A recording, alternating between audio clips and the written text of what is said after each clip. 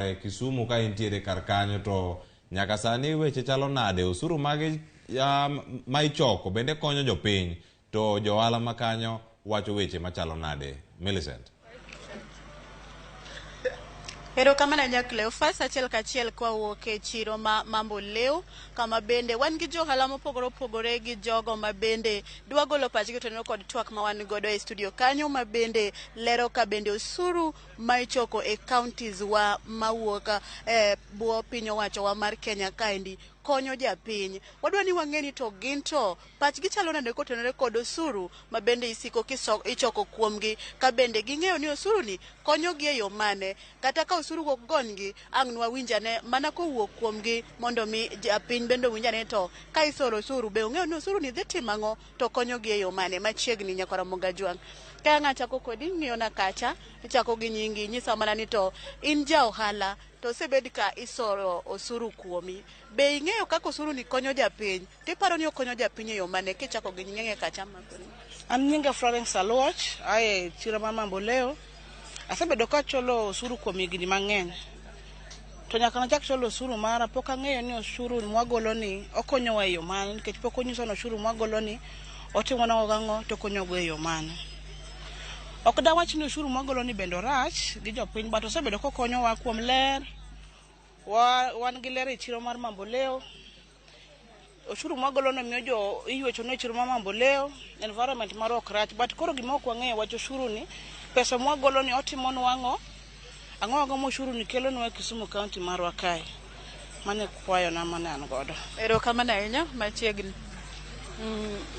Ani luonga ni Juliet kata mama Kate e piny mambo leo kae. Asesolo kuom higni 7 mambo leo market. To first of all kwang'iyo loka cha wan gi taya wan ok osuru kelonwa. Gima waonge go e mambo leo chiro ka en gimiluongo ni pi. Kwayo jo Kisumu kelnwa pi mwanyalo luoko ga alot. Kwang'iyo kacha wan gi joma luoko alot kae wan gi gik moko mauso nyaka ng'waluok gi pi wakwa mondo kelnwa pi. Angalau mondo waluok ga alot yudo ka samoro pi olal mambo leo kaka kasen kar pi ncha ndaro gulo pi warwa thagore ni pi waonge tu luoko ga alot e chiro kae ang' inyiew pi pien mar kisima wan mane gimwa dwaro. Ero kamana ahinya machiegni. Ero kamano ni Ramogi TV nyinga Helen Ochieng jawala ma mambo leo ma imenyo ka niendo en stall na ana wacho ni oshuru osebedo ka konyowa kunde mopogore opogore to gima daher mar penjo wan kaka joala matino tindo wakia ni oshuru ni konyowa e yo mane nikech waonge gi chiro malong'o ma wanyalo dhi use wauso mane tie ndara to king'iyo kaendo ineno ka en ndara ma iloso koro wakwayo ni kae county government nyalo yie to manyinwa chiro mwanya bede maber. Ero kamano. Ero kamana ahinya.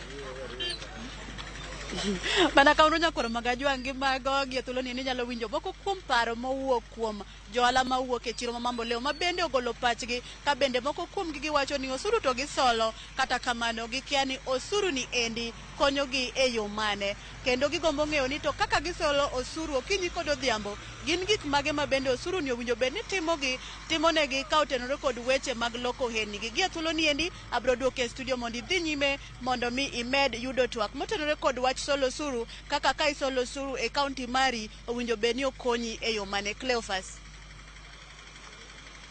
Ano Millicent ka intiere mambo leo kanyo jogo ma timo wala kanyo wasewinjo pachgi kendo gigo mantiere kanyo ponono jogi mosebedo kanyo ka chulo osuru inyalo yudo kata chiel moro ipenje penjo motenore koda lesen ma gin go kanyo kachiel koda chulo rates go mag low kuma gitime wala kanyo ponono gin gigo magichulo kata jodak ma kanyo ma mambo leo yot kata pek osebedo yo machalo nade kata jogo bende mariembo apiko ponono kinyalo neno gi kata kan jogo mantiere alwora mari kanyo ere kaka gin gichulo osuru e county ma Kisumu.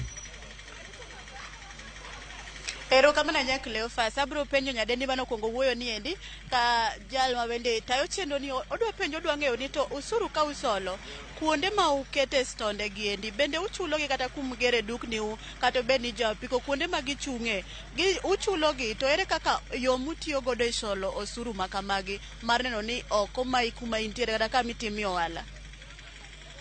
Kuonde mwatiye gi wachulo gi dwe ka dwe. Osuru bende wachulo pile ka pile godhiambo ka godhiambo. Oshuru be wachulo pile ka pile godhiambo ka godhiambo. Kuonde mwatiye gi bende wachulo rent. But oshuru bende wachulo. Koro pesa ma ugolo kuchulo osuru ni endi kuonde ma uchulo, kuonde ma urent gi uloke wala gendi. Be uyudo ohala bang' timo maendi kuuso ugolo osuru. Be uso ber? Seche moko uso ber, but seche moko to uso rach. But pesa mwachulo godo oshuru wagole ohala mwatimo. Then pesa be mwachulo godo ot wagole ohala mwatimo. Koro oshuru to kaneno oshuru rach, kech oshuru be mosemiyo at least ibedo gi mijiwo mar tich. Kech onge kama inyalo bete ni onge gimichulo.